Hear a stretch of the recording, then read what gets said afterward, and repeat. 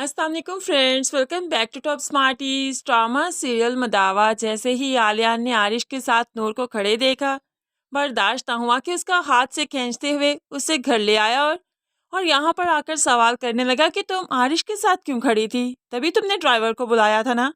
हालांकि मैं पिक करना चाहता था, लेकिन फिर भी तुम मुझे आने नहीं दे रही थी क्योंकि तुम उससे मिलना चाहती थी।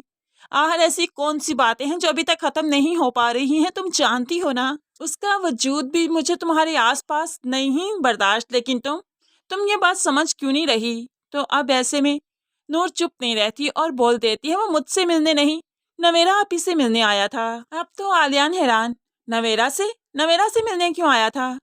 तो नूर को आखिरकार नवेरा और आरिश की मंगनी के बारे में बताना पड़ा। दोनों की मंगनी हो चुकी है, दोनों साथ टाइम स्पेंड कर रहे हैं, कुछ अरसे के बाद उनकी शादी है, इसलिए अंडरस्टैंडिंग करना चाहते हैं। डेट्स वाई वो आपस में मिलते हैं, बात करते हैं। जिस पर आलियान एकदम से चुप साध गया। क्या क्या वाकई तुम सच कह रही हो? तो नूर भी कहने लगी, मुझे झूठ बोलने की कोई ज़रूरत नहीं और मैं अपने रिश्तों में बहुत ईमानदार हूँ, मुझे ये सब कुछ करने की ज़रूरत नहीं। ये कहते हुए गुस्से से बाहर लॉन में जाकर बैठ गई, आंसू बहाने लगी कि आलियान हमेशा ही उसे आरिश के सामने इतना जलील क्यों करता है। आरिश भी क्या ही सोचता होगा, और यहाँ पर आलियान भी परेशान है कि उसने नूर के साथ कितना बुरा किया। खैर, कुछ वक्त ऐसे ही सोच में गुजारने के बाद आलियान नूर के पास चला जाता है, उसे एक्सक्यूज करता है, माफ़ी मांगता है। लेकिन नूर इस बार काफ़ी टूट चुकी है। जिस तरह से हाथ से खींचते हुए आलियान आरिश के सामने नूर को लेकर आया था, नूर वो भूल नहीं पा रही, इसलिए वो कोई बात आलियान से नहीं करती। इवन के सुबह हो गई और अभी भी वो खामोश है। अब यहाँ पर जो आलियान काफ़ी शर्मिंदा है, तो आलियान फिर से नूर को ड्रॉप करने का कहता है। तो नूर कहने लगी, नहीं, कोई ज़रूरत नहीं, ड्राइवर के साथ चली जाऊंगी। लेकिन आलियान ने जब ज़्यादा फोर्स किया तो नूर भी इस खौफ से कि लड़ाई ना बढ़ जाए, इसीलिए आलियान के साथ जाने की हामी भरती है। लेकिन फिर भी आलियान से कोई बात नहीं करती, पूरा रास्ता खामोश रही। जैसे ही हॉस्पिटल आया, जल्दी से गाड़ी से उतरी और चल दी। आलियान तो बस नूर को देखता रह गया। खैर, यहाँ पर आलियान ने कुछ देर देखा तो उसके बाद कुछ शोर की आवाज़ आई, जहाँ पर नवेरा को कुछ लोगों ने घेर रखा था, उसका पर्स छीनने की कोशिश कर रहे थे। ऐसे में नवेरा चीख रही थी, चिल्ला रही थी और आलियान ही यहाँ पर मौजूद था। तभी तो आलियान ने ही आगे बढ़ते हुए नवेरा को बचाया।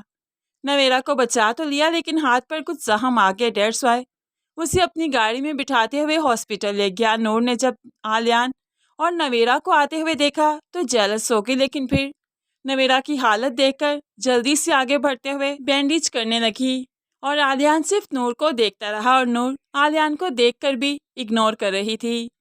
नवेरा इनकी सिचुएशन देखकर जेलस हो रही है कि दोनों एक दूसरे को कितनी मोहब्बत से देख रहे हैं। खैर, यहाँ पर नवेरा कोई मौका नहीं जाने देती आरिश के दिल में नूर की मोहब्बत डालने का, और फिर उसे इस तरह से फोर्स करती है कि वो जाकर नूर के सामने खड़ा हो जाए और उसे फोर्स करे कि वो आलियान से अभी डिवोर्स ले ले। आरिश तो पहले ही परेशान है कि किस तरह से आलियान नूर को धकेलते हुए लेकर गया।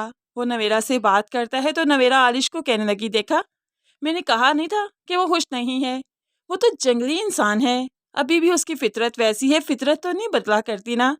नूर बहुत दुखी है, होप सो कि कुछ अच्छा हो जाए उसके लिए, मैं तो उसके लिए बहुत अच्छा चाहती हूँ। अब आरिश के दिल में नूर के लिए हमदर्दी डालती जा रही है, लेकिन है आरिश क्या ही कर लेगा। जितनी मोहब्बत आलियान करता है, आरिश तो उसके जैसी मोहब्बत कर ही नहीं सकता। जब नूर को मालूम पड़ेगा कि आलियान ने उसके बाप से साइन करवा लिए हैं ये जायदाद ट्रांसफ़र करने के, और वो पूरा हिस्सा उसके बाप को देगा, और उसके साथ ही नूर ज्वेलर्स के नाम से अपनी अलग कंपनी खो रहा है, अपना अलग कारोबार कर रहा है, जिसमें वो असफन को अपने साथ रखेगा। जब ये सब कुछ नूर देखेगी तो क्या नूर नाराज़ रह पाएगी?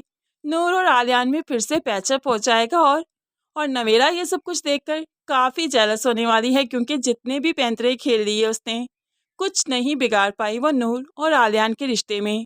और इस तरह से ही इस ड्रामे का हैप्पी एंड होगा। लेकिन है, नवेरा की हरकतें तो ऐसी नहीं कि उसका हैप्पी एंड किया जा सके, क्योंकि आज भी खुदगर्ज है और पहले भी खुदगर्ज थी।